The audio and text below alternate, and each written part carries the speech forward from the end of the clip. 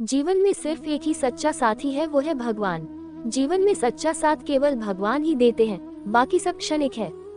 गीता के इस उपदेश से जाने क्यों सांसारिक चीजों से मोह कम करना चाहिए। जब जीवन की मुश्किलें हमें घेर लेती हैं, तो हम अक्सर दूसरों से सहारा पाने की उम्मीद करते हैं, लेकिन भगवत गीता हमें एक महत्वपूर्ण सच्चाई का बोध कराती है। इस संसार में हमारे साथ सच्चा और अटल कोई है, तो वह केवल ईश्वर है। गीता का यह उपदेश हमें जीवन की सच्चाई से रूबरू कराता है और सिखाता है कि बाहरी वस्तुओं व संबंधों से मोह कम कर केवल ईश्वर में श्रद्धा रखनी चाहिए। एक भगवान के सिवाय कोई ऐसी चीज है ही नहीं जो हमारा साथ रहे और हम उसके साथ रहें। सांसारिक वस्तुएं तो केवल आने जाने वाली हैं। जो चीजें हमेशा साथ नहीं निभा सकती, उनसे उम्मीदें नहीं पालनी चाहिए, और जो हमेशा साथ है जैसे परमात्मा, उन्हीं में मन लगाना चाहिए। जीवन में रिश्ते समय और परिस्थितियों के साथ बदलते हैं। जो आज आपके करीब हैं, जरूरी नहीं कि कल भी साथ होंगे।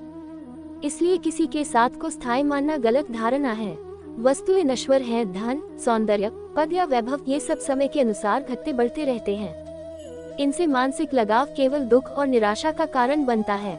मोह के कारण होती है पीड़ा। जब हम किसी व्यक्ति या वस्तु से अत्यधिक लगाव कर बैठते हैं और वह साथ छोड़ देता है, तो हम टूट जाते हैं। गीता हमें सिखाती है कि इस दुख का कारण हमारी खुद की उम्मीदें और मोह होते हैं। आत्मबोध का विकास करे। गीता का मूल उद्देश्य आत्मज्ञान है। जब हम समझ जाते हैं कि हमारा सच्चा स्वरूप आत्मा है, न कि शरीर, वस्तु या संबंध, तब हम भौतिक चीजों से दूरी बना पाते हैं।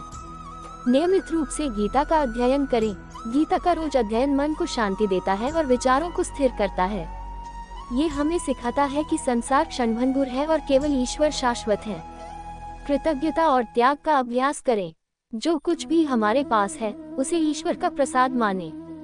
इससे लोभ और संग्रह की प्रवृत्ति घटती है और हमारा मोह कम होता है। ध्यान और भक्ति करें। रोज ध्यान, जप या भजन के माध्यम से मन को ईश्वर में लगाना चाहिए।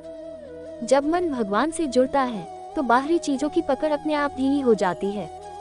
हमें ये सिखाती है कि जीवन में सिर्फ एक ही सच्चा साथ है, और वह है भगवान का। जब हम इस सच्चाई को समझ लेते हैं, तो जीवन की हर परिस्थिति को शांति और संतुलन के साथ स्वीकार कर सकते हैं। मोह से मुक्त होकर भक्ति के मार्ग पर चलकर ही हम सच्चे सुख और शांति को पा सकते हैं।